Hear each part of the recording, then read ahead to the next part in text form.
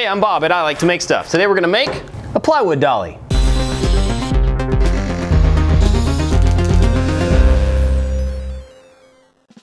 If you've ever tried to move around a full sheet of plywood in your shop by yourself, you know it's kind of tough to do sometimes, especially with 3/4 inch because it gets pretty heavy and kind of unwieldy. So not too long ago, I was moving one of these sheets and I quickly threw together a little piece of wood on top of a skateboard truck to help carry one end so that I could drag the other end and kind of move it around the shop. This kind of worked and it was done in just a couple of minutes, but I saw some room for improvement. Now there are commercial options. You can buy something like this from different people for $25, $30 that serves the same purpose, but I thought it would be fun to iterate on this idea using stuff that I already had in the shop. The first idea was a 3-piece clamp activated by gravity. Basically it was like this, and when you set the plywood down into it, it forced the sides up to become a clamp.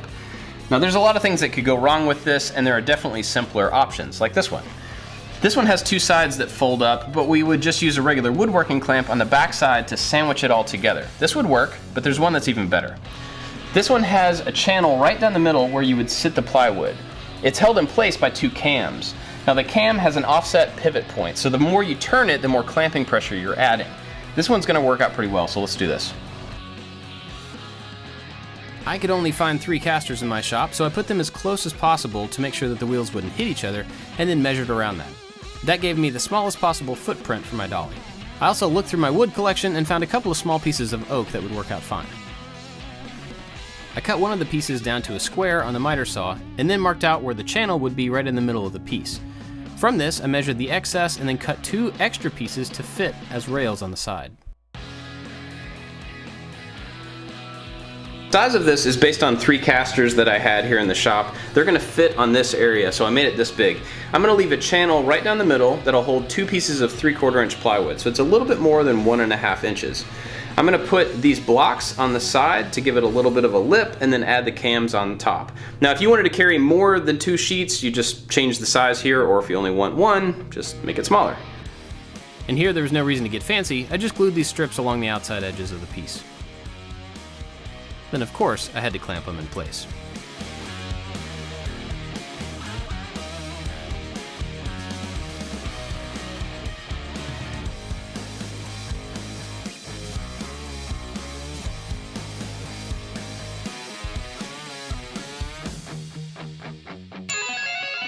I'm trying to find the pivot point for the cam because the size and the shape of the cam is really dependent on how much gap you have and a bunch of options. So we're gonna go a 1/2 inch in from the inside and then start to work from that point to figure out the size of the cam.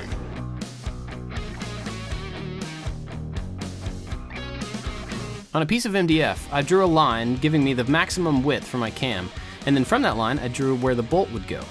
Using this bolt, I just traced out a general shape for the cam. You could use a bandsaw for this. I'm gonna use a scroll saw because I haven't used it in a really long time. And basically, I'm just cutting this out of MDF to make a template, and once I get the shape right, then I'll use this to copy onto the oak and cut 2 out that match. A scroll saw is a great tool to have in the shop, and you can do a whole lot of stuff with it. It's also a great tool for a kid to use as long as you're there to supervise them. Once I got the general shape cut out, I used a sander to smooth out all the curves and make it really rounded. And then I drilled a hole right where I had marked for the bolt to go. I looked through my hardware and found a 1/4 20 bolt for this. All right, let me give you an example of how the cam's gonna work with one of these. So it has the pivot point that's here, and as you turn this, you'll see it starts to overlap the inside. Now that's gonna put clamping pressure on anything that's in that channel. So if you do that from both sides, you're gonna capture whatever's here in the middle. All right, so I'm gonna measure how far it covers when it's fully extended, and it looks like it goes just about 3/4 inch over this edge, so that's gonna be perfect. I'm gonna go ahead and use this as a template to cut out 2 out of oak.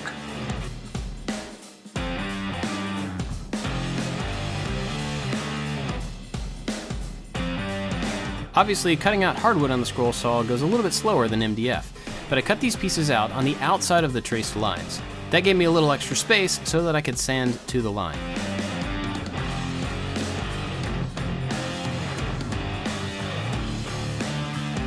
I'm not great on the scroll saw, so I just got these kind of roughly shaped. I'm gonna put a dot of CA glue to hold them together and then take them to the sander to actually make them perfectly the same shape. I use 2 small dots of glue and some activator, and these bond immediately. From there, I just ran it through the sander to get all the surfaces equal from one piece to the other. The belt sander is great for this because you can do inside curves and outside flats. You can do a lot of stuff with that sander.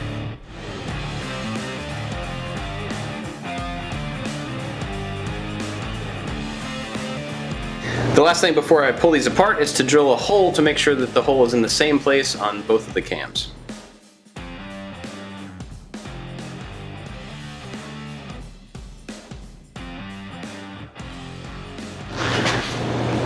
So strong! I've got the shape right, but it's still pretty sharp on the edges, so I'm just going to round that off on the sander.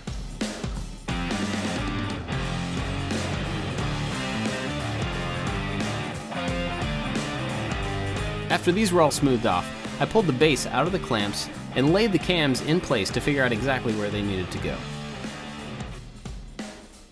I measured in that 1/2 inch from the channel and then marked a 1/4 inch spot where the hole needed to be drilled.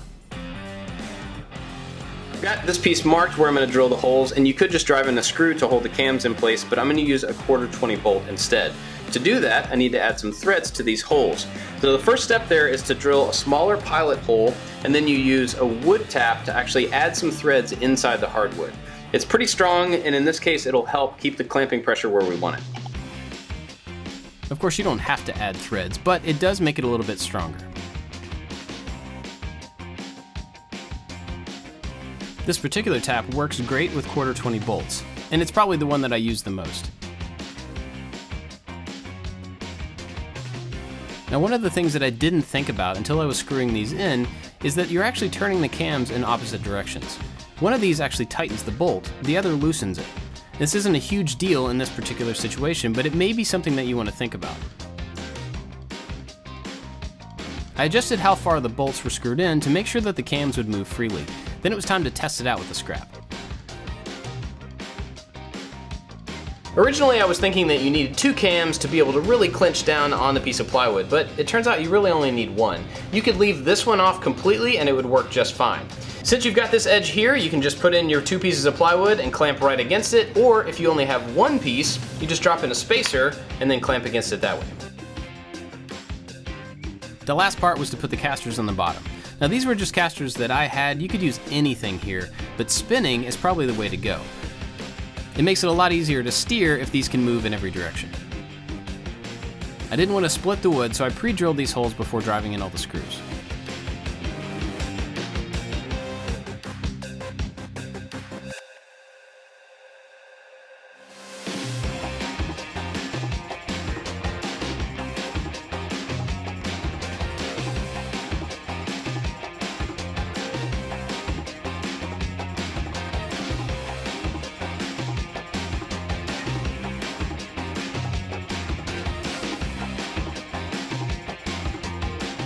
This works really well with the single sheet. Now we're going to try it with 2 sheets. I did notice one thing, that it's kind of tippy because there's 3 wheels. I only had 3 casters in my shop, so if you're going to make one of these, you might want to do 4 spinning casters and it'll be a little bit more stable.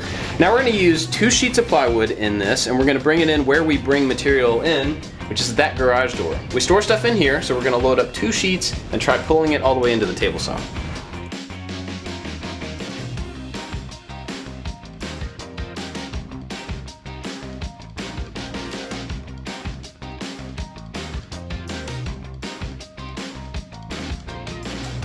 So for a quick prototype, this thing actually works really well. I just moved 2 3/4 inch sheets of plywood by myself, and it actually wasn't hard to do at all. That would be a lot harder without something to help you. Now I only made 1 of these, but you could certainly make a second one, put 1 on each end of the boards, and then you're just balancing and kind of pushing it along. That would probably work really well. Like I mentioned before, 4 wheels would make it a little bit more stable. You probably only need 1 cam, but 2 doesn't really hurt. This is a pretty good, quick project that you can make out of stuff you probably already have around your shop. I'd love to know what you think about this, and if you have any suggestions to make it even better, you can let me know down in the comments. I've got lots of other types of projects that you may be interested in as well. I do all sorts of stuff, and if you haven't seen the other videos, be sure to check them out. And Patreon supporters get special sneak peeks of upcoming projects, Google Hangouts, and a bunch of other stuff. That's it for this one, guys. Thanks for watching. See you next time.